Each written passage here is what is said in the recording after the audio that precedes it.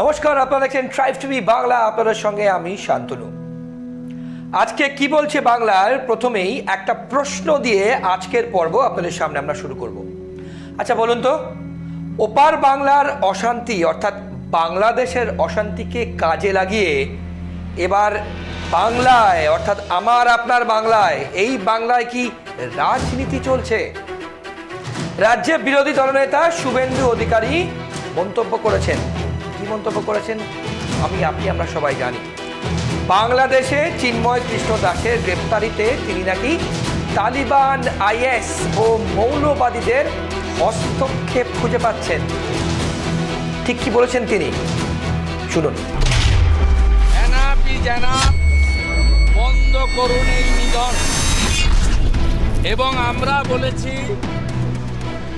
যদি না করেন এবং চিন্ময় কৃষ্ণ প্রভুকে মুক্তি না দেন, তার বিরুদ্ধে কোনো অভিযোগ নেই, অভিযোগ প্রমাণিত হয়নি। তিনি একজন বাংলাদেশের রাষ্ট্রবাদী বৈষ্ণব ভাগবত প্রচারক। তিনি তার যত বক্তব্য আমি শুনেছি, তাতে তিনি বাংলাদেশের জাতীয় পতাকাকে কাঁধে নিয়ে সেখানে তিনি মুক্তিযুদ্ধের পক্ষে আমার মাটি আমার দেশ, বাংলাদেশ ছাড়ছি না, ছাড়বো না স্লোগান দিয়েই করেছেন। তাই তাকে যে অপবাদে করা হয়েছে, এটা সম্পূর্ণভাবে তালিবান, আইএস এবং মৌলবাদী শক্তির পদধ্বনি শোনা যাচ্ছে। একজন দেশের প্রশাসক, তার দেশে কি হবে আমাদের জানারও দরকার নেই। তিনি একজন জাতীয় মন্ত্রীর মর্যাদা সম্পন্ন। তিনি, আমরা শুনিয়েছি, আপনাদেরও শোনালাম, তিনি সরাসরি ভারতকে আক্রমণ করছেন। এই প্রশাসককে বলতে চাই, নুন আপনার আছে, আয়োডিনটা ভারত। এর পাশাপাশি বিজেপি নেত্রী বিধায়ক অগ্নিমিত্রা পাল মন্তব্য করেছেন, ওপারে অর্থাৎ বাংলাদেশে সনাতনী হিন্দুদের কিছু হলে এপার বাংলার অর্থাৎ আমাদের এখানকার হিন্দুরা কিন্তু চুপ থাকবে না। অগ্নিমিত্রা পাল ঠিক কি বলেছেন, শুনুন তো। আজকে দাঁড়িয়ে দাঁড়িয়ে যেটা দেখছেন, আজকে আমাদের ইস্কনের চিন্ময় কৃষ্ণ মহাপ্রভুকে যেভাবে অ্যারেস্ট করে রাখা হয়েছে, এবং তারপরেও গতকাল দুজন তার শিষ্য যারা প্রসাদ দিতে গেছিলেন জেলে, তাদেরকেও অ্যারেস্ট করা হয়েছে। এই অন্যায় আমরা সহ্য করব না। মোহাম্মদ ইউনুস, আপনি শান্তির নোবেল প্রাইজ পেয়েছিলেন, আপনি ফেরত দিয়ে দিন। আপনি একজন অত্যন্ত ভালো ইকোনমিস্ট হতে পারেন, কিন্তু নেতা হিসেবে আপনি ব্যর্থ। যেখানে আপনার দেশের মাইনরিটিদের, আপনার দেশের হিন্দুদের, বৌদ্ধদের আপনি সিকিউরিটি দিতে পারেন না, সম্মান দিতে পারেন না, সুরক্ষা দিতে পারেন না। যদি ভেবে থাকেন যে হিন্দুরা চুপচাপ বসে থাকবে, হিন্দুরা খুব নরম ধর্ম, যে যার অত্যাচার করবে পা দুমড়ে চলে যাবে হিন্দুদের ওপরে, আর আমরা চুপ করে সহ্য করব, মহাদেবের মতো নীলকণ্ঠ হয়ে বিষ পান করব, আর নয়, এনাফ ইজ এনাফ। ভারতবর্ষের হিন্দু আর বাংলাদেশের হিন্দু আর পৃথিবীর যেখানে হিন্দু থাকুক, তাদের কোনো কিছু হলে ভারতবর্ষের হিন্দুরা পাশে দাঁড়াবে না, আলবাত দাঁড়াবে। আচ্ছা, এই প্রশ্ন আমরা আপনাদের সামনে, সবার সামনে রাখতে চাই। কি প্রশ্ন বলুন তো? বাংলাদেশে সংখ্যালঘুদের উপর অত্যাচারের প্রতিবাদে একের পর এক মন্তব্য করে চলেছেন বিজেপি নেতা থেকে নেত্রীরা। প্রতিবাদ কর্মসূচিও চলছে সারা রাজ্য জুড়ে, এমনকি খাস কলকাতায়। কিন্তু যারা অশান্ত মণিপুর নিয়ে একটাও শব্দ খরচ করেনি, তারা এখন পথে নামছে। কিন্তু কেন বলুন তো? তবে কি ভোট ব্যাংকের রাজনীতি শুরু করতে চাইছে রাজ্যের প্রধান বিরোধী দল? তাহলে কি ওপার বাংলার অশান্তিকে এবার এপার বাংলা এনে রাজনীতি করতে চাইছে কেউ?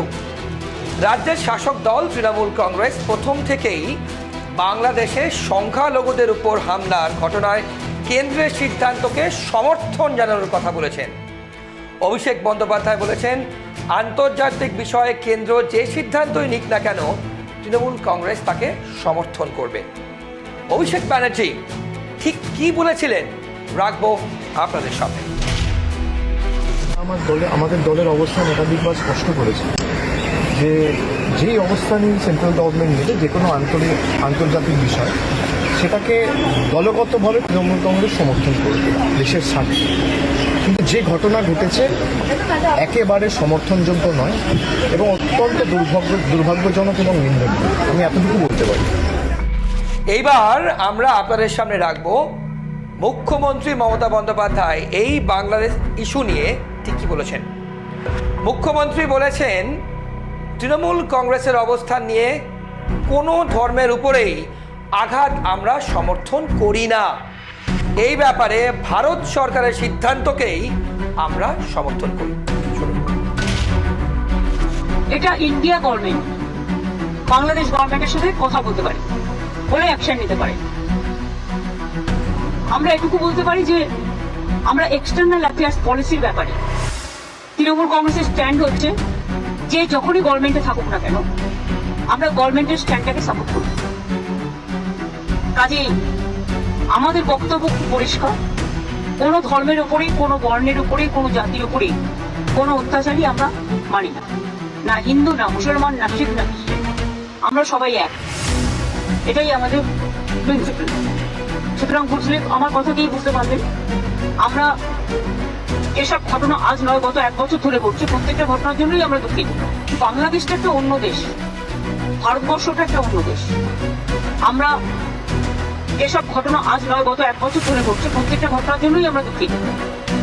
কিন্তু দুঃখিত হলেও আমরা যেহেতু একটা অন্য দেশের নাগরিক এবং আমাদের স্টেট গভর্নমেন্ট আছে, কিছু সেন্ট্রাল গভর্নমেন্টও আছে, সুতরাং এটা জিওআই মানে government of India can take up the matter with the Bangladesh government. এটা বোথ দ্য কান্ট্রিজ কথা বলতে পারে, সেটেল করতে পারে। এক্ষেত্রে আমাদের তো কোনোভাবে ইনভলভ করা হয় না এবং আমরা জানিও না। তিস্তা ব্যাপারে চুক্তি হয়ে গেছিল, আপনারা জানেন, যে আমাদের জানানো হয়নি। কাজে আমাদের দিক থেকে আমরা বাংলাদেশকে ভালোবাসি, বাংলাদেশও আমাদের ইন্ডিয়াকে নিশ্চয়ই ভালোবাসে, বাংলাকেও ভালোবাসে। আমাদের ভাষা, সাহিত্য, পোশাক, পরিচ্ছদ সবই এক। রাজনৈতিকভাবে যাই মতামত থাকুক না কেন আমরা এটা নিশ্চয়ই চাই না যে কোনো ধর্মে ধর্মে বিভেদ হোক এবং তার কোনো রেশ কারো উপর করুক, এটা আমরা কখনোই চাই না। এবং সেন্ট্রাল গভর্নমেন্টে যারা আছেন তারাও তো পার্টিকুলার একটা ধর্মের বিরুদ্ধে প্রচন্ড একটা ভিন্ডিকটিভ অ্যাটিটিউড নেন। আমরা মনে করি কোনোটাই ঠিক নয়। মন্দিরও থাকবে, মসজিদও থাকবে, গুরুদ্বারও থাকবে, গির্জাও থাকবে, ধর্ম যার যার, আপনার উৎসব সবার।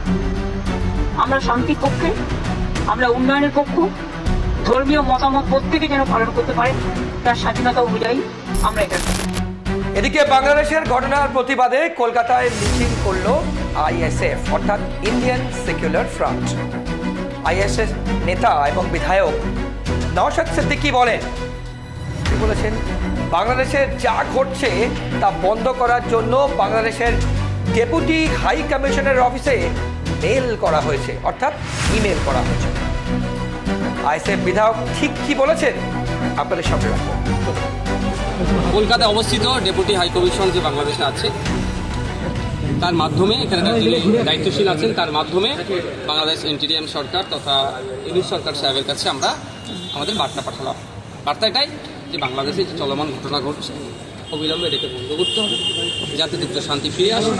ওখানকার সংখ্যালঘু যারা আছেন, হিন্দু সমাজের মানুষ, আরও যারা সংখ্যালঘু আছেন, তাদের সার্বিক নিরাপত্তা তাদেরকে প্রদান করতে হবে, তাদেরকে ইনশিওর করতে হবে, তাদের পাশে থাকতে হবে সরকার। সাথে সাথে এটাও বললাম, গত রাত্রে দেখলাম ওখানে আপনার মাজারকেও ভাঙচুর হয়েছে। সেই বিষয়টা তো এনাদের সাথে আলোচনা করেছে যে কেউ মাজারকে প্র্যাকটিসের মধ্যে রাখে, কেউ নাও রাখতে পারে, বিভিন্ন ধর্মস্থানেও আঘাত আসছে, এগুলো খবর পাচ্ছি, এইগুলো বন্ধ হওয়া দরকার। এবং যে অ্যাডভোকেটের একজনকে খুন করা হয়েছে সেই বিষয়ে আমাদের চর্চা হচ্ছে, সেটাও যেন কোনো রকমভাবে না কারো উপরে চাপিয়ে দেওয়া হয়। এবং যেটা শুরু করেছিলাম সেটা শেষে বলছি, যেটা শুরু করেছি সেটা হচ্ছে আজকে সকাল থেকে যেভাবে দেখছিলাম আমরা বিভিন্ন শিক্ষা প্রতিষ্ঠান, ইউনিভার্সিটি সামনে বাংলাদেশের কিছু মানুষজন আমাদের দেশের জাতীয় পতাকাকে রেখে হাঁটাচলা করছে, অপমান করছে, এটা আমরা মেনে নিতে পারিনি। আমাদেরকে পীড়া দিয়েছে, ব্যথা দিয়েছে। সাথে সাথে যিনারা ছিলেন, দুজন দায়িত্বশীল অফিসার ছিলেন, তারা আমাদের সাথে সহমত হয়েছে। আমরা বলেছি প্রয়োজনে এটা আপনারা অফিসিয়াল স্টেটমেন্ট দিন আপনাদের সরকারের পক্ষ থেকে। ওনারা বললেন না, এটাও আমাদের নজরে এসেছে, আমরা এটাকে তড়িঘড়ি যাতে না এই ধরনের কোনো ঘটনা ঘটে সেটা আমরা দেখছি। তাহলে এখন সবথেকে বড় প্রশ্ন, যে প্রশ্ন আমার আপনার মনে উকি দিচ্ছে, কি বলুন তো, তাহলে কি পদ্মা পাড়ের সংখ্যালঘুদের উপর আক্রমণের প্রভাব পড়ল গঙ্গা পাড়ের রাজনীতিতে?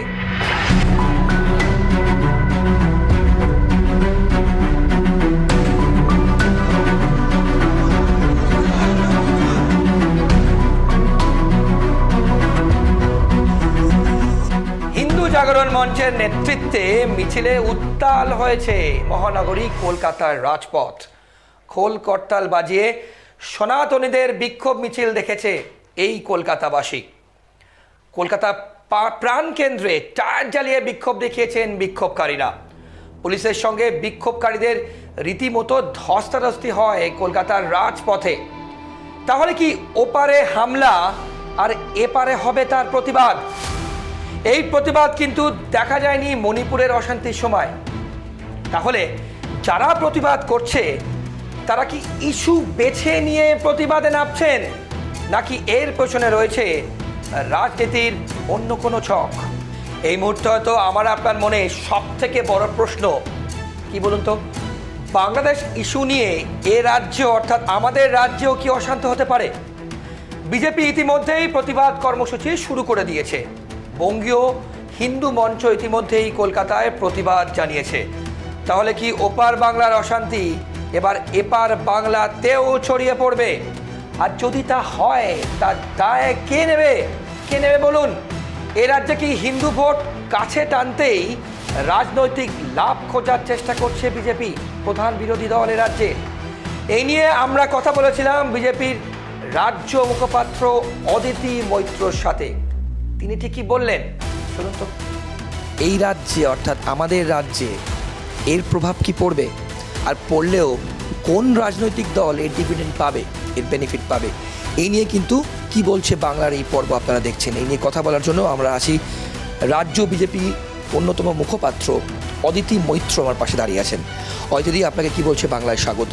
আমি যেটা প্রথমে জিজ্ঞেস করবো আপনাকে, যে বাংলাদেশের এই মুহূর্তে যা পরিস্থিতি চলছে আমরা প্রত্যেকে জানি, সেখানে কিন্তু হিন্দুরা সংখ্যালঘু, আমাদের রাজ্যে কিন্তু মুসলিমরা সংখ্যালঘু। এই রাজ্যে যদি প্রভাব পড়ে কিভাবে দেখছেন?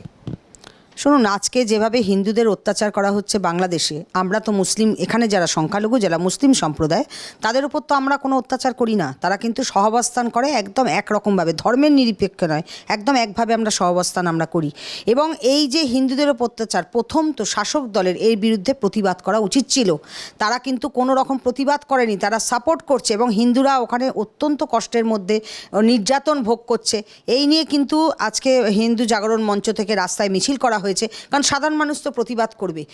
যে কোনো ধর্ম নির্বিশেষে, যে কোনো ধর্ম, আমি বলছি সংখ্যালঘু সম্প্রদায়ের ওপরেও যদি অত্যাচার করা হতো, মানুষ কিন্তু তার বিরুদ্ধে প্রতিবাদ করতো। আমরা গণতান্ত্রিক দেশে বাস করি, প্রত্যেকটা মানুষের ধর্মের নিরপেক্ষে সমান অধিকার। সুতরাং কোনো ধর্মের জন্য কোনো মানুষকে অত্যাচার করা, সেটা তো সাধারণ মানুষ ভালো চোখে নেবে না। আমরা পরবর্তী প্রশ্নটা আপনাকে করবো, যে যদি এই রাজ্যে প্রভাব পড়ে, সাম্প্রদায়িক সম্প্রীতি আমাদের এই রাজ্য কিন্তু এটা খুব বড় ইস্যু, সেটা নিয়ে আপনি কি বলবেন? অক্ষুণ্ণ থাকবে? শুনুন, যদি হিন্দুদের ওপর অত্যাচার করা হয়, নিশ্চয়ই এর একটা প্রভাব পড়বে। কারণ সাধারণ মানুষ দেখুন, আজকে প্রত্যেকটা মানুষ কিন্তু, ধরুন বামফ্রন্ট বলুন, বিজেপি বলুন, তৃণমূল বলুন, প্রত্যেকটা মানুষই কিন্তু এটা ভালোভাবে নিচ্ছে না, সাধারণ মানুষও নিচ্ছে না। হতে পারে এটা নিয়ে বিরাট বড় আন্দোলন হবে। আমার স্পেসিফিক প্রশ্ন, এত রাজনৈতিক দল থাকতে, বিরোধীতে বামফ্রন্টও আছে, আপনারা আছেন, কংগ্রেস আছে, আপনারাই প্রথম এই রাজ্যে কেন নিয়ে এলেন এই মুভমেন্ট? শুনুন, এটা তো মুভমেন্টটা, এটা একটা প্রতিবাদ। আর বামফ্রন্টের কথা বলছেন, বামফ্রন্ট তো আমাদের নিজের দেশের রবীন্দ্রনাথ বিবেকানন্দকেই চেনেনি। তারা সারা জীবন মাও সেতুং, রাশিয়ার সব নেতাদেরকে মান্যতা দিয়েছেন। তারা তো অ্যাকচুয়ালি মানে ধর্মের ধারই ধারেন না বলা যায়। আর যেটা আমি বলছি শাসক দল তো এটা নিয়ে কোনো কথাই বলবে না, কারণ তাদের যে গরু দুধ দেয় তার লাথি খেতে হয়, এই কথা নিজে খোদ মুখ্যমন্ত্রী বলেছেন। তাহলে আমরা কিন্তু প্রতিবাদটা করতে জানি। বিজেপি কিন্তু সবার আগে যে কোনো অন্যায়ের বিরুদ্ধে প্রতিবাদ করে, যে কোনো অন্যায়ের বিরুদ্ধে তারা সামনে এসে দাঁড়ায়, সেই জন্য কিন্তু ভোট ব্যাংক আমাদের বেড়েছে। আমরা যে খুব অল্প সংখ্যক আমাদের কার্যকর্তা ছিল, এখন প্রচুর কার্যকর্তা দেখবেন। আমাদের 2 কোটি ভোট পেয়েছি, এটা কম কথা নয়। 2 কোটি ভোট পাওয়াটা কম কথা নয়। তাহলে সাধারণ মানুষ তো আমাদের সাপোর্ট করছে। তাই এই জন্যই সাপোর্ট করছে, কারণ আমরা অন্যায়ের বিরুদ্ধে প্রতিবাদ করছি। বেশ, সব শেষ প্রশ্ন করব সব শেষে। 2026 আর 1 বছর প্রায় অ্যাপ্রক্সিমেট বাকি বিধানসভা নির্বাচন। এই বাংলাদেশ ইস্যু নিয়ে রাজ্যিকরের পর আবার এই বাংলাদেশ ইস্যু নিয়ে আপনারা যে নামলেন, কোনো একটা জায়গায় কি আরও একবার এই রাজ্যে সংখ্যালঘুদের জন্যই কি আপনারা ভোটের জন্য কি আপনারা সেই এজেন্ডা নিয়ে নামলেন? দেখুন, এটা কোনো এজেন্ডা না। আমি আপনাকে এর আগেও বলেছি, আমরাও চাই না যে এখানকার সংখ্যালঘু যারা আছেন তাদের ওপর কোনো রকম অত্যাচার হোক। তাদেরকে আমরা সম্মান করি এবং আমরাও চাই যে বাংলাদেশে যারা হিন্দু আছেন, ওখানকার যারা সংখ্যালঘু সম্প্রদায়, তাদেরকে ওখানকার লোকেরা সম্মান করুক। আমরা যখন কোনো কাউকে অসম্মান করছি না, কোনো সম্প্রদায়কে না, ধরুন মুসলিম শুধু না, খ্রিস্টানকেও, তারাও সংখ্যালঘু সম্প্রদায়, তাদের যখন আমরা অসম্মান করছি না, তাহলে বাংলাদেশের হিন্দুদের অসম্মান করলে আমরা প্রতিবাদ করব। এটাই হচ্ছে আমাদের মূল কথা। অনেক ধন্যবাদ আপনার সময়ের জন্য। এদিকে গোটা রাজ্যবাসীর কিন্তু নজর ছিল মুখ্যমন্ত্রী মমতা বন্দ্যোপাধ্যায় এই বাংলাদেশের ঘটনা নিয়ে ঠিক কী পদক্ষেপ কিংবা কী স্টেটমেন্ট দেন। রাজ্যের মুখ্যমন্ত্রী মমতা বন্দ্যোপাধ্যায় বাংলাদেশের ঘটনা নিয়ে কোনো মন্তব্য না করে সরাসরি কেন্দ্রীয় সরকারের উপর ছেড়ে দিয়েছেন সবটা, যাকে বিজেপি ভোট ব্যাংক ব্যালেন্স করার চেষ্টা বলে কটাক্ষ করছে। তাহলে সত্যি কি এ রাজ্যের শাসক দল তৃণমূল ভোট ব্যাংকে ব্যালেন্স করার চেষ্টা করছে, নাকি ওপার বাংলার ঘটনাকে এপারে হিন্দু ভোট ব্যাংক কাছে টানতেই বিরোধীরা এই পদক্ষেপ করেছেন? এটাই সব থেকে বড় প্রশ্ন। রাজনীতির রং কতটা লাগতে পারে, কোন দল এর ডিভিডেন্ড পেতে পারে, কিভাবে পেতে পারে, সংখ্যালঘু ভোট ব্যাংক কি ইম্পর্টেন্ট, এই নিয়ে আমাদের এই অনুষ্ঠানে আমরা কথা বলবো রাজনৈতিক বিশ্লেষক ফিরোজ হোসেন আমার পাশে দাঁড়িয়ে আছে।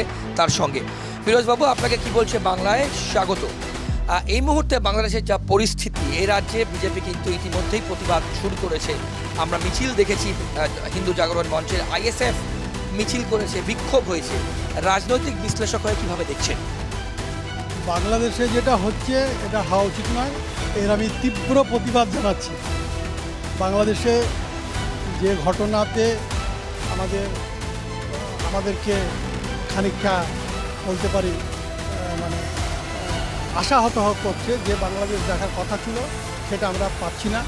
যে ঘটনা ঘটছে তার তীব্র প্রতিবাদ আমরা করছি এবং আমাদের সংগঠন থেকেও আমরা হয়তো মিছিলে নামবো। বঙ্গ সংস্কৃতি মঞ্চ থেকে একটা মৌন মিছিল আমাদের করার পরিকল্পনা আছে বাংলাদেশের এই পরিস্থিতির প্রতিবাদ হিসাবে। আমি আর একটা বিষয় আপনাদের বলতে চাই যে আমরা এখানে হিন্দু মুসলিম বলে কিছু দেখতে চাই না। সংখ্যালঘুদের ওপর অত্যাচার হচ্ছে। বাংলাদেশে যারা সংখ্যালঘু তারা, সেখানে হিন্দু আছে, খ্রিস্টান আছে, জৈন আছে, তাদের ওপরে যে অত্যাচার সেটা হওয়া উচিত না। এবং আমরা সংখ্যালঘুদের ওপর, আমরা পৃথিবীতে সংখ্যালঘুরা একটা শ্রেণী, সারা পৃথিবীতে সংখ্যালঘুরা নির্যাতিত এবং নির্যাতন তাদের উপরে অবিরাম চলছে। তা বাংলাদেশে যাতে সেই সংখ্যালঘুদের উপর নির্যাতন না হয় সেটা আমাদের ইউনিট সরকার যাতে শক্ত হাতে দেখেন, সেটা জন্য আমরা আমাদের বিভিন্ন দিক থেকে আমাদের মুখ্যমন্ত্রীও বলেছেন যে কেন্দ্র যে ব্যবস্থা নেবে, যে ধরনের প্রশাসনিক প্রয়োগ করবে সেটার সঙ্গে আমরা সহমত পোষণ করছি। এখানে আপনাকে একটু ইন্টারাপ্ট করে দেখি, আপনি এক্ষুনি যে স্টেটমেন্টটা করলেন, মুখ্যমন্ত্রী বলেছেন কেন্দ্রীয় সরকার যে ডিসিশন নেবে সেটা আমরা সমর্থন করবে। কোনো একটা জায়গায় ভোট ব্যালেন্স করার চেষ্টা করলেন কি? আগামী বছরেই কিন্তু 2026 পড়লেই ভোট, কোনো জায়গায় কি এটা একটা রাজনৈতিক চাল বলে মনে করছেন, অর্থাৎ ব্যালেন্স করে চলা? না, রাজনৈতিক চাল না। এখানে তো রাজনীতি করলে হবে না, এটা কোনো রাজনৈতিক চাল নয়। কারণ এটা তো রাজ্যের কোনো এখতিয়ারভুক্ত নয়। বাংলাদেশ একটা দেশ, ভারতবর্ষ একটা দেশ, সেই দেশের দুই দেশের পররাষ্ট্র নীতি আছে। সেই পররাষ্ট্র নীতি তারা আলাপ আলোচনা করে এটা সিদ্ধান্ত। এটা মমতা ব্যানার্জি একটা অঙ্গরাজ্যের মুখ্যমন্ত্রী, তো সেখানে ভোট ব্যাংক বা অন্য কিছু ইস্যুর ব্যাপার নয়। তাহলে ভোট ব্যাংক থাকতো মুসলমানদের একটা শ্রেণী আইএসএফ কালকে বাংলাদেশ উপদেশ করে। বিজেপি তো অনেক কিছুই করে এই রাজ্যে, ওরা মুসলমানদেরকে চাপে রাখে। মুসলিমদের চাপে রাখার জন্য মুসলিমদের চাপে রাখার জন্য ওদের যত আন্দোলন, ওরা কিন্তু খুব মানে কনস্ট্রাকটিভ ওয়েতে কিছু করে না।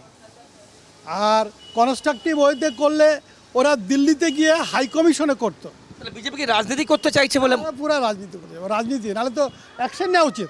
এখন তো অ্যাকশন নিয়ে নেওয়া উচিত, দিল্লির অ্যাকশন নেওয়া উচিত এবং বিজেপি জানানো উচিত দিল্লিকে যে আমরা অ্যাকশন নেওয়া হোক বাংলাদেশের এই যে হচ্ছে। এবার প্রশ্ন হচ্ছে, ওপার বাংলার এই অশান্তি নিয়ে এপার বাংলার মানুষ, মানে আমি আপনি আর কি বলছেন? এপার বাংলাতেও কি তার প্রভাব পড়তে পারে? ওপার বাংলার অশান্তি নিয়ে এবার এপার বাংলার রাজনীতি কি শুরু হয়ে গেল? এই নিয়েই আমরা কথা বলেছিলাম বাংলার বিভিন্ন পেশার বিভিন্ন সম্প্রদায়ের মানুষজনদের সাথে। এপার বাংলার মানুষ ঠিক কি চাইছেন, কি বললেন তারা আপনাদের সামনে? চিন্ময় কৃষ্ণ দাসকে গ্রেপ্তার, এর প্রভাব এ রাজ্যে পড়বে বলে মনে করছেন রাজনৈতিকভাবে? না, রাজনৈতিকভাবে কিছু হবে না, মানে আমার চিন্তায় আমি বলছি রাজনৈতিক এফেক্ট হওয়ার কোনো চান্স নেই। কারণ এটা তো স্পেশালি একটা ইনস্টিটিউট বলতে পারেন, যেটা আমাদের ইসকন আর কি, সেটার জন্য আমার মনে হয় না যে বাংলাদেশের উপরে আলাদা করে কিছু, আমাদের ভারতবর্ষের উপরে কোনো চাপ পড়বে। মুখ্যমন্ত্রী বলছেন যে কেন্দ্রীয় সরকার যা সিদ্ধান্ত নেবে সমর্থন করি, কোনো জায়গায় কি ব্যালেন্স রাজনীতি? কি জানি, আমাদের মুখ্যমন্ত্রী যথেষ্ট বুদ্ধিমতী, উনি উত্তর দেবেন, উনি বলবেন। রাজনৈতিকভাবে কিভাবে দেখছেন রাজনীতির প্রভাব কি এ রাজ্যে পড়বে? হ্যাঁ, এটা তো একটা রাজনৈতিক ইস্যু হয়ে দাঁড়িয়েছে যে বাংলাদেশ আমাদের শুধু প্রতিবেশী রাষ্ট্র না, বাংলাদেশের বাঙালিরা আমাদেরই অংশ। আমরা মনে করি বাংলাদেশের বাঙালিরা, কারণ আমরাও বাঙালি আর ওরাও বাঙালি, তো আমাদেরই অংশ। ফলে কোনো রাষ্ট্র ব্যবস্থায় কোনোভাবেই কোনো সংখ্যালঘু সম্প্রদায়ের মানুষকে নিপীড়ন করাটাই একটা অপরাধ। আমি মনে করি এটা একটা রাজনৈতিক ইস্যু অবশ্যই। এবং বাংলাদেশ একটা আন্তর্জাতিক কূটনৈতিক সম্পর্কের সহাবস্থানে থাকে, তাই পারস্পরিক সৌহার্দ্য সম্প্রীতি বজায় রাখার স্বার্থে সবাইকেই এই বিষয়গুলো থেকে সরে আসা উচিত। তো এইখানে ডিভিডেন্ড পাওয়ার জন্য সবাই উঠে পড়ে লেগেছে, তৃণমূল কংগ্রেসও পিছিয়ে নেই। তারা একটু ধীরে চলো নীতি, একটু নরম নীতি নিয়ে দুটো পক্ষকেই ব্যালেন্স করতে চাইছে। আবার বিজেপি একটা উগ্র মানসিকতা দেখিয়ে মানুষকে উত্তেজিত করতে চাইছে। এটা সবটাই রাজনৈতিক ফায়দা। বিজেপিরা রাজনীতি করছে না, বিজেপিরা ন্যায় বিচারের জন্য লড়ছে। আচ্ছা, বাংলাদেশে যা হয়েছে, চিন্ময় প্রভুর গ্রেপ্তারি, সনাতনী একজন সাধু ইসকনের, পশ্চিমবঙ্গে এর প্রভাব পড়বে বলে মনে করছো রাজনৈতিকভাবে? প্রভাব পড়বে, নিশ্চয়ই পড়বে। কারণ ব্যাপারটা হচ্ছে কারেন্টলি যেটা দেখা যাচ্ছে যে on both sides of the border there are tensions related to religion, এবং সেখানে fundamentalist forces are rearing its head. So যতক্ষণ না এইসব মৌলবাদী শক্তিগুলোকে দমন করা হচ্ছে নৈতিকভাবে, ততক্ষণ তো এই জিনিসগুলো হতে থাকবে, এটা খুব স্বাভাবিক। কোনো জায়গায় রাজনীতি হচ্ছে কি এই শুনিয়ে বেঙ্গলে? মানে রাজনৈতিক দল যখন এগুলো নিয়ে ইনভলভমেন্ট দেখাচ্ছে, তখন তো there is obviously some political angle, মানে রাজনীতি তো হচ্ছে নিশ্চয়ই। এই রাজ্যে, আমাদের এই রাজ্যে কলকাতায় কি এর প্রভাব পড়বে, পশ্চিমবঙ্গের প্রভাব পড়বে বলে মনে করছেন? না, ওসব কিছু হবে না। কেন বলছেন? কেন হবে? আমার দেশের রাজ থাকবে, ও দেশের সাথে আমাদের কি সম্বন্ধ আছে? রাজনৈতিকভাবে আপনি একজন সিটিজেন হয়ে কিভাবে দেখছেন? এটা আন্তর্জাতিক বিষয় আছে, ইন্টারন্যাশনাল বিষয়। এই বিষয়টাতে যে স্ট্যান্ড আমাদের ভারত সরকারের যে স্ট্যান্ড হবে, সেই স্ট্যান্ড আমরা নেব। আমরা ভারত সরকারের পাশে রয়েছি এবং আমরা এটাই চাই, যে ঘটনাটা ঘটেছে সেই ঘটনাটা নিন্দনীয়, এই ঘটনাটা ঘটা উচিত না। কিন্তু তার সঙ্গে সঙ্গে আমরা চাই যে যেখানেও প্রোটেস্ট কিংবা র্যালিগুলি হচ্ছে, সেখানে যদি শান্তিপূর্ণভাবে যদি ডেপুটেশন দেওয়া হোক, তাহলে আমার মনে হয় ভালো হয়। না, এইসব এখানে কোনো প্রভাব পড়বে, এখানে একটাই প্রভাব পড়বে, একটাই, আপনারা দেখে নিয়েছেন এত কিছু হওয়ার পরেও এই 6টা সিট যেটা ছিল, 6টা সিট যেটা ইলেকশন যেটা হয়েছে, বা ইলেকশন যেটা 6টা সিটেই মানুষ বুঝিয়ে দিয়েছে যে এখানকার মানুষ, এখানকার হিন্দু মুসলিম শিখ ইসাই সবাই একসাথে মিলে মমতা ব্যানার্জিকে চায়। মমতা ব্যানার্জি ছাড়া এখানে কোনো বিকল্প নেই। সব শেষে যেটা আপনাদের সামনে রাখবো, বাংলাদেশের এই ঘটনা নিয়ে এ রাজ্যে কীভাবে রাজনীতি শুরু হয়েছে তা আপনাদের সামনে আমরা তুলে ধরলাম। কারা রাজনীতি করতে চাইছে আর বাংলার সাধারণ মানুষ কি চাইছেন সেটাও রাখলাম আপনাদের সামনে। কি বলছে বাংলার আজকের পর্ব এ পর্যন্তই, কিন্তু অন্যান্য সব খবরের জন্য আপনাদের চোখ থাকুক শুধুমাত্র ট্রাইব টিভি বাংলার পর্দায়। বাংলার আপন, ভালো থাকবেন,